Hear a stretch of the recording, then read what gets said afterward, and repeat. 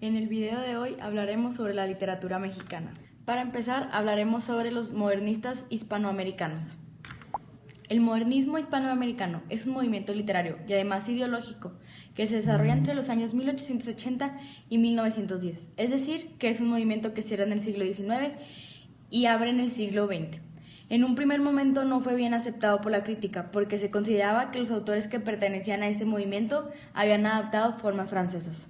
Aunque Rubén Darío, la cabeza más visible de este movimiento, se presenta como el iniciador del movimiento, existe una serie de escritores que pueden considerarse los precursores del modernismo.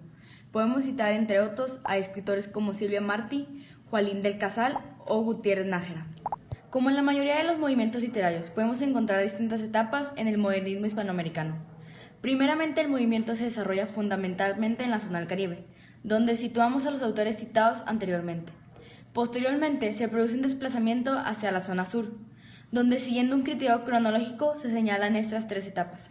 Primera etapa, de 1882 a 1896, que es el romanticismo modernismo. Segunda etapa, de 1896 a 1905, movimiento de la plenitud del modernismo. Tercera etapa, a partir de 1905, modernismo vanguardia. Ahora continuaremos hablando sobre la vanguardia literaria hispanoamericana. La renovación de la poesía a principios del siglo XX en Hispanoamérica fundamentalmente corre a cargo de dos grandes poetas, el chileno Vicente Huidobro y el argentino Jorge Luis Borges.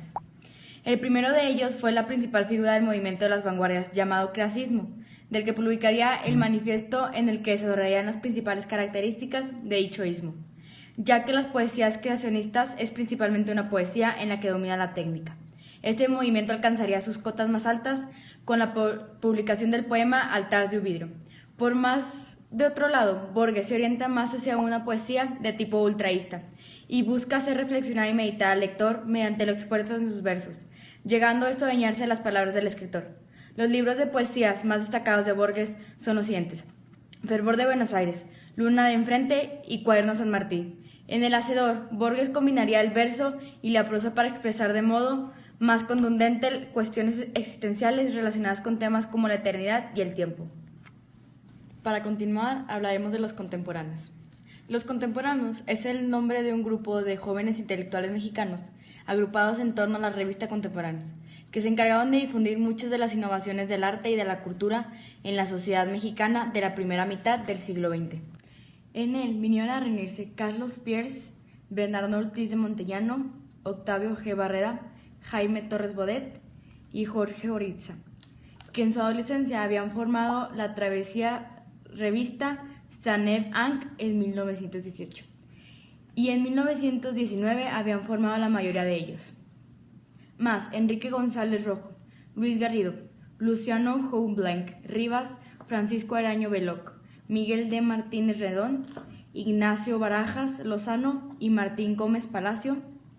Un nuevo Ateneo de la Juventud, de corta vida, pero que tuvo su propia antología, 8 poetas, en 1923. Y algunos de ellos, años más tarde, publicaron La Falange, en 1922 a 1923, revista que seguía la línea ideológica de Vasconcelos y la poética de González Martínez, con Javier Villarita y Salvador Novo, que escribían en Ulises de 1927 a 1928. Penetrados ya de las nuevas inquietudes literarias. Para continuar, hablaremos sobre el criollismo. El criollismo es un movimiento fuertemente influido por la relatividad reciente independencia de las naciones de América bajo el dominio español. Se caracterizó como consecuencia por obras épicas y fundacionales de lucha contra los embates de la naturaleza o contra algún sistema jerárquico. Trataba de plasmar la realidad y establecer tesis sobre la sociedad.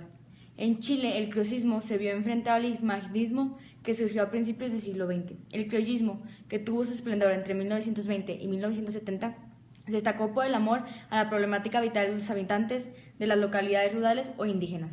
Sus temas más importantes fueron el cuestionamiento de la forma del gobierno, el retorno a la provincia, la preocupación psicológica y social, las urgencias de los más necesitados y las consecuencias transformadoras de la sociedad en los países latinoamericanos. Algunos de sus representantes más destacados fueron Gabriela Mistral y Rosario Castellano y muchos poetas más. Ahora sobre el indígenismo. El indigenismo es una corriente cultural antropológica concentrada en el estudio y valoración de las culturas indígenas y el cuestionamiento de los mecanismos de la discriminación y etnocentrismo en perjuicio de los pueblos originarios. El indejismo enfrenta la discriminación. Se puede hablar de una historia dentro del indejismo de a partir del sermón de diciembre de 1511 de Antonio de Montesinos.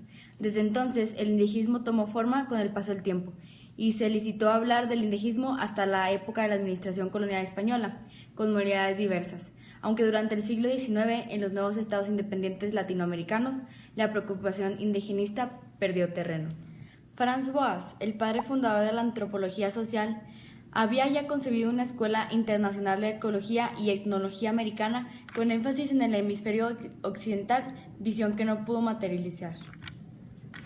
Cuando hablamos de poesía hispanoamericana, el primer nombre que nos sale, o uno de los primeros, es sin duda el de Rubén Darío, con quien se afianzó el modernismo.